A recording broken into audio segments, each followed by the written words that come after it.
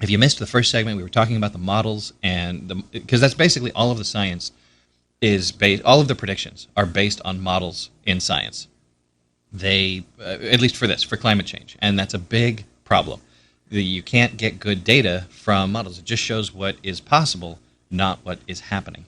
The other big problem with this is the whole consensus issue. This is the thing that is probably talked about the most. I think most people feel the most defeated by this claim, and it's the idea that 97% of scientists all agree that man-made climate change is happening. Just to be clear, when I talk about climate change, I'm trying to be rigorous about mentioning man-made climate change. Sometimes I'll just say believing in climate change, believing in global warming. What I'm talking about is man-made. Everybody acknowledges that the climate is changing, that temperature fluctuations happen. What I'm talking about is whether or not people are causing it. That's what the big debate is about. So if I misspeak, if I just say climate change, keep in mind I mean man-made climate change, also sometimes called anthropogenic, just a fancy word for man-made. So we hear this 97% all the time. We heard it from President Obama. We heard it from his Secretary of State, John Kerry, saying that 97% of scientists agree this is happening, that this is something that we just have to accept. It's almost as though there's this huge team of scientists. They all agree that this is happening. They're all experts. They know a whole bunch more about this subject than we could ever hope to. And they're all unified together. They all got together in a room and decided, all right, we're all on the same page about this. We are going to present a unified front. That 3% of you get on out of here. We don't care about you. The rest of us are going to go forward together, all agreeing, all explaining the same thing, and be together on this. And it couldn't be further from the truth. This is not how science works. About any subject, even something as basic as gravity. We all acknowledge gravity exists, even though it's still called a theory of gravity. Theory just means it's something that we can test. With climate change, there are elements of it that we can test, but we don't have a way to prove these sorts of things. Even with gravity, we still don't understand the nature of gravity. We don't understand what's it made of. There's four main forces. This has been the holy grail of physics, is finding what's called the grand unifying theory. There are four forces that make up everything, all the forces in the universe. They're gravity, electromagnetism, nuclear strong, nuclear weak. And there used to be five. Electricity and magnetism used to be separate forces, but we found out how they're related to each other. They became one theory of electromagnetism. How do we unite gravity with all the others? Well, we can't do it until we understand the nature of how those things work. And there's debate about that. There's different theories about that. And there's, more importantly, skepticism about that. There's people who say, hey, your theory, it has some good ideas, but I just can't get on board with this part of it. That's how science works. And then maybe somebody else will say, yeah, I kind of agree. I think if we try this sort of experiment, that might be able to tell us about this one tiny particular mechanic that might help you flesh out a bigger, well-rounded theory. These are the types of things that happen in good, realistic science. This idea that all of the scientists got together and just agreed is completely bogus. It's not how it works at all.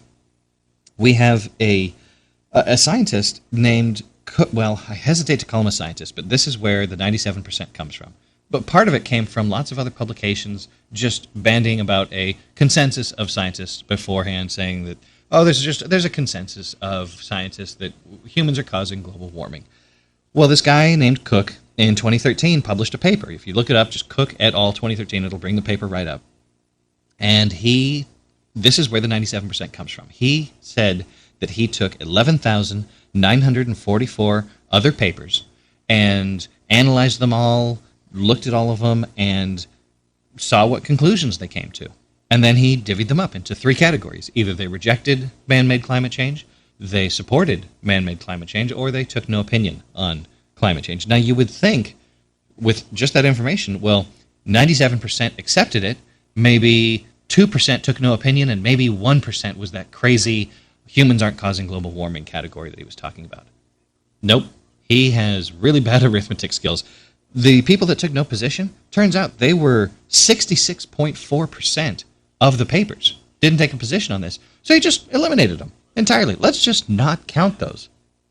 So really, if his numbers were correct, and they're not, if the 97% is what he was looking at, it would be 97% of one-third of papers. So probably right around 30%, 32, whatever percent. A far cry from 97%. 32% using his bad math agree that climate change is being caused by people. The problems come further because if you look at his methodology, he describes the types of articles and how he ranked them. There were things where if they came out and they said explicitly, okay, humans are definitely not causing climate change. That's a very extreme statement to make. That's not even how science would say it. Science is based around, here's a theory that we're testing.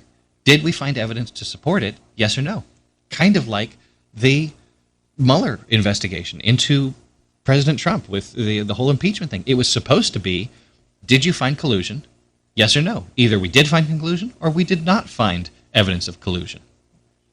And that's not what he did. It turned into this whole we were not able to exonerate him thing, and that's what they're doing with this climate change as well. Did it say we found proof humans are definitely not causing global warming? No? Okay, well then we're going to say that you supported it then. It was various statements. Now, granted, some of them did say we believe this proves humans are causing global warming. But there were plenty of others that just said, well, here's a scenario for if the temperature were to heat up by what this other paper is claiming, here's the scenario for the impact it would have. Well, then that gets lumped in with, oh, well, they just assumed that paper was right, so clearly they support global warming. It's the same thing as if you were to answer a question about a hypothetical, and then they jump on you saying, so you accept that that's the reality. Like, no. You asked me a hypothetical. I'm giving you an answer for what would happen in that hypothetical situation. There were so many authors after this paper came out who had seen their papers lumped into this category of this 97%, and they wrote letters to him. They went on media. They published other further articles saying this is an incorrect interpretation of my work. This is not the conclusion that my work comes to. You are jumping to wild conclusions not supported by my data. It happened multiple times.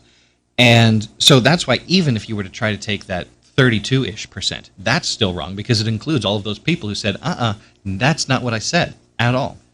So there was another paper named done by Richard S.J. Toll. It's called Quantifying the Consensus on Anthropogenic Global Warming in the Literature, a Reanalysis. It was published by Energy Policy, their 73rd issue. It was October of 2014, and on page 709, in case you need a bibliography reference, in case somebody tries to challenge you, well, where did you get this number? Go point them to this. Richard S.J. Toll, that's T-O-L. He looked over all of these papers, all 11,944 of them, and pulled out the ones that supported the idea that humans are causing global warming. Guess how many he found? 64. Not 6,400, not 640, 64 out of the 11,944. That is half of 1%, 0.005%, found evidence, claimed that they had evidence or proof that humans were causing global warming. Now, if we wanted to do the same bad science that Cook did, then you would just subtract that and say, oh, well, if 5% said that we're causing it, then 99.5% say we're not causing it. That's not what they're saying either. So much of science is just, hey, we had this idea, we tested it, either we found evidence to support it, or we didn't find evidence to support it. That's what science is when it's done well. When it's done with a political agenda, that's when you go into it thinking, all right, I know what the answer is, I just need to try to design a system that will show that evidence, that will support that. And that's one of the big problems with this consensus idea. It doesn't exist. There's a clip that I'm going to play later on in the show done by a man named Richard Lindzen. He's a professor emeritus at MIT. He was the head climatologist in the world at MIT. He was amazingly brilliant man. He still is an amazingly brilliant man. He does interviews occasionally. He tore Bill Nye to shreds on this one interview with Larry King. I encourage you to look it up and watch it. It's a little long and too long to turn into a clip here to play, but it's entertaining to watch. And he talks about this, and it's very interesting when he's asked these questions. He's very good about just saying, look, this is the specific science of what you're asking about. He doesn't try to take one small thing and extrapolate it into this huge, humans are terrible, killing the earth, or we're not doing anything at all, we can go pollute everything and do as much as we want, and it won't cause any issues at all. It's all about what is this specific element, what impact is that going to have on science, and he knows his science backwards and forwards. It's very clear watching any of the clips from him that there's a good reason why he was the world's leading scientist on climatology. So we get back to this consensus issue, and the problem is that it's not scientific. We have the IPCC. Even if you want to disregard that study, which you absolutely should, the 97% study should absolutely be disregarded. But even when you prove it to people and say, well, this is the bogus, this is where your number comes from, you're asking me for studies, and you don't even present any studies, you don't even know where this number came from.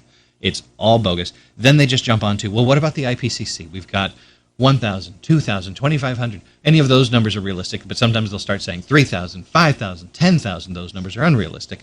Scientists all agree that we're causing global warming. First off, that's wrong too.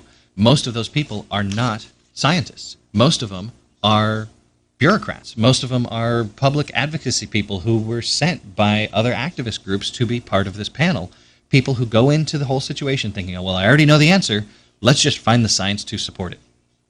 And there's a quote. There's a book that is, if you want to have a book about this whole thing, there's a book called The Politically Incorrect Guide to Climate Change, written by Mark Morano. It's a great book, published by Regnery Publishing, and he covers a whole lot of the issues that I talk about as well as more. He goes into a bit more detail as well if you want to have studies at your fingertips to look up. And there's a quote that he has printed in here from Harvard professor Robert Stavins, who was part of the UN IPCC. And he's talking about this process for how they published the paper. And he says, quote, "It has been an intense and exceptionally time-consuming process, which recently culminated in a grueling week. Some 195 country delegations discussed, revised, and ultimately approved, line by line, the Summary for Policymakers, the SPM.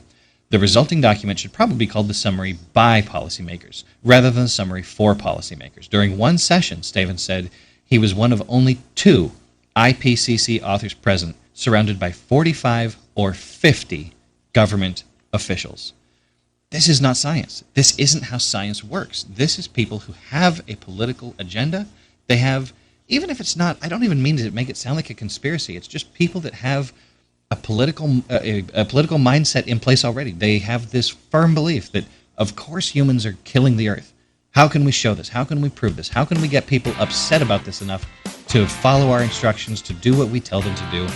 It's Chicken Little science. It's going around saying the sky is falling, and we have to listen to you to figure out how to survive it. Not how science works, and it's bad for those that are really interested in science. We'll talk about some of the actual numbers when we get back. Stay tuned to The Richie Winn Show.